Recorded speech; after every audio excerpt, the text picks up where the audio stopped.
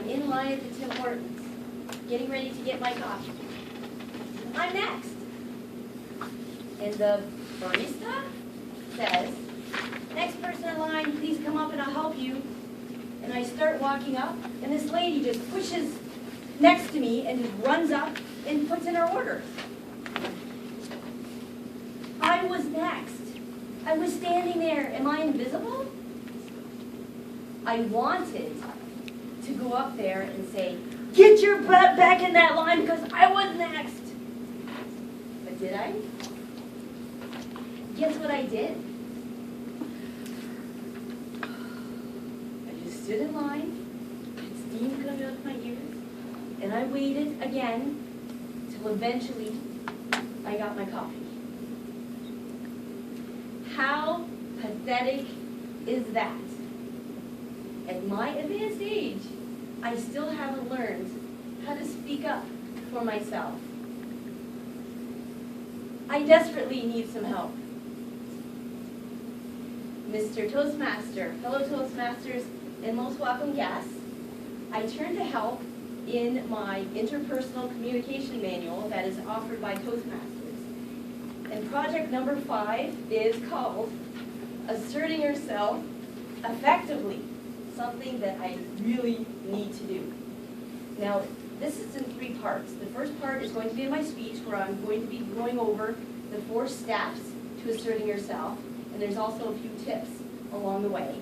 And then my colleague, Shanaz, has kindly agreed to come up here. We're going to be doing a role-playing scenario where I'm going to attempt to get her to do something that I want her to do. And the last part of this is we're going to have a question and answer period where we're going to get some feedback from you to see how well we did and how we can improve. So let's begin. You have some handouts out there in front of you. And it seems very simple, but I find it very difficult to do. And the first step is to identify the problem. Now, in my scenario for my speech, I'm going to be in a movie theater attempting to watch a movie. And there's a lady behind me talking very loudly on her cell phone. I can't hear anything. What I need to do is turn to her and say, ma'am, I can't hear the movie because you're talking loudly on the phone. The next step is to tell your feelings to this person. I'm getting really confused. I don't know what's going on in this movie because of all of this noise.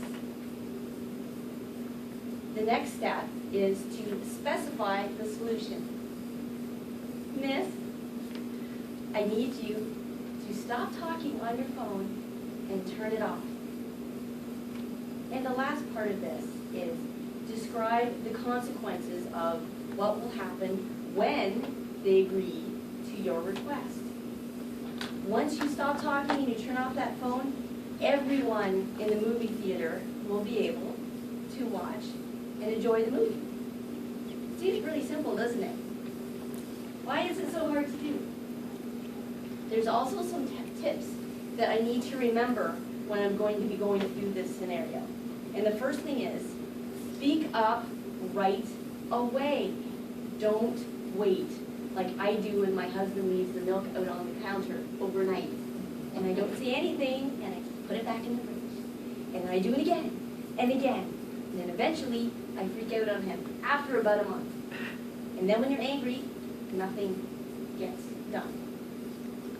The second part is you have to be very clear on what you need done. And when I spoke to that lady before, I didn't say to her, it's really noisy in this theater and I can't hear the movie. I had to specify to her, I can't hear the movie because you are talking on the phone. Another thing to remember is be pleasant and smile while you're trying to get this accomplished. Because as they say, you can catch more flies with honey than with vinegar. Another thing, very difficult to do, calm, cool, collected, no anger, because if you show anger, they're going to get angry and you're not going to get anything accomplished. And lastly, there's going to be pushback. No one, I'm sure, is going to agree just like that. Oh, sure, I'll turn off the phone right away. Remember gonna come back at you. And when they do, you have to be strong and stand your ground and repeat what needs to be done. Don't back off. Now it's time for our role-playing scenario. Wish me luck. If Shanann would like to come up to the front. Can you all hear me? I'm going to get a gum or candy or something. Hey Shanann. Hi Donna. How are you? So far so good. It's only Wednesday. Yes, it's Wednesdays are What's hump the day. problem, Hump Donna? day. Well, That brings you to me.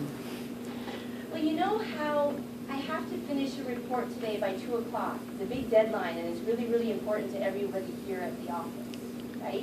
So what's that got to do with me? I'm having a little bit of problems concentrating right now. I just can't seem to get it done.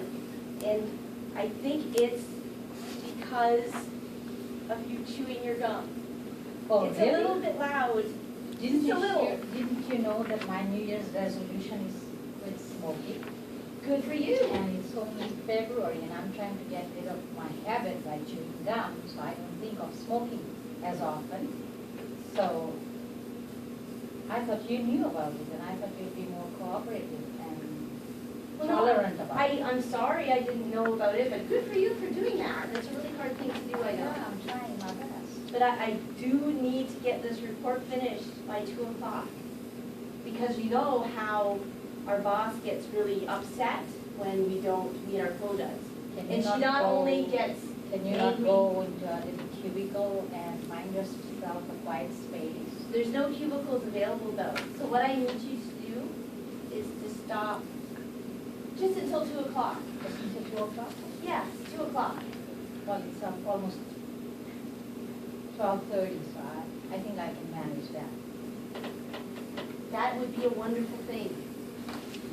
Thanks, Donna. Thank Bye. you very much. I have to suffer now, you know.